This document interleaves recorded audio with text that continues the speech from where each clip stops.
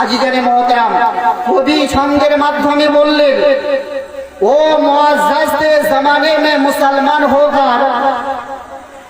ओ मुआज़्ज़ज़ ज़माने में मुसलमान होकर आज हम खार हुए तर्के कुरान होकर। কবি ছন্দের মাধ্যমে সারা বিশ্ব জাতিকে এটা শিক্ষা দিতে চাইলেন, সারা বিশ্ব জাতিকে এটা তালিম দিতে চাইলেন।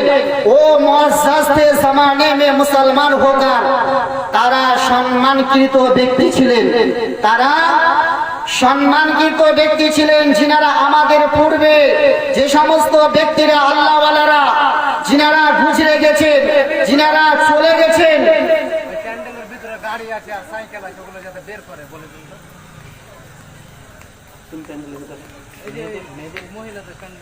মহিলাদের প্যান্ডেলের ভিতরে যে সমস্ত ব্যক্তিদের বাইক বা গাড়ি রয়েছে, আপনারা সে সমস্ত গাড়ি বা বাইকগুলো বের করে নিন।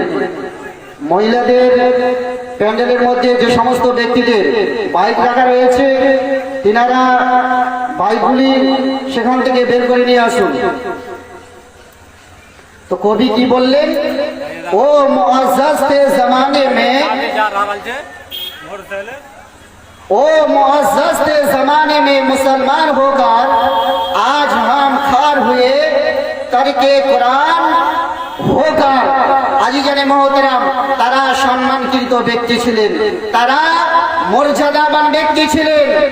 আজ আমরা ক্ষতিগ্রস্ত এই জন্য হয়েছি, আজ আমরা ক্ষতির বুকে এই জন্য, আজ আমরা কোরআনের ফরমানকে আমরা ভুলে বসেছি, নবী মুস্তাফার আদর্শকে ভুলে বসেছি, নবী মুস্তাফার ফরমানকে ভুলে বসেছি।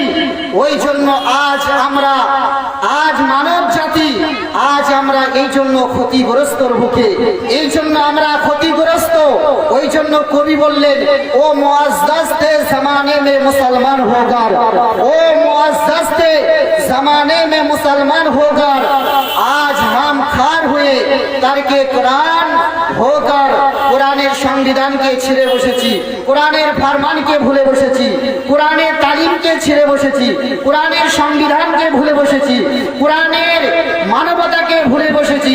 কোরআনের মানবতাকে ভুলে বসার কারণে আজ আমরা ইনসান, আজ আমরা মানব জাতি, এই জন্য আজকে আমরা ক্ষতিগ্রস্তর বুকে পড়েছি। আজিজানে মোহতারাম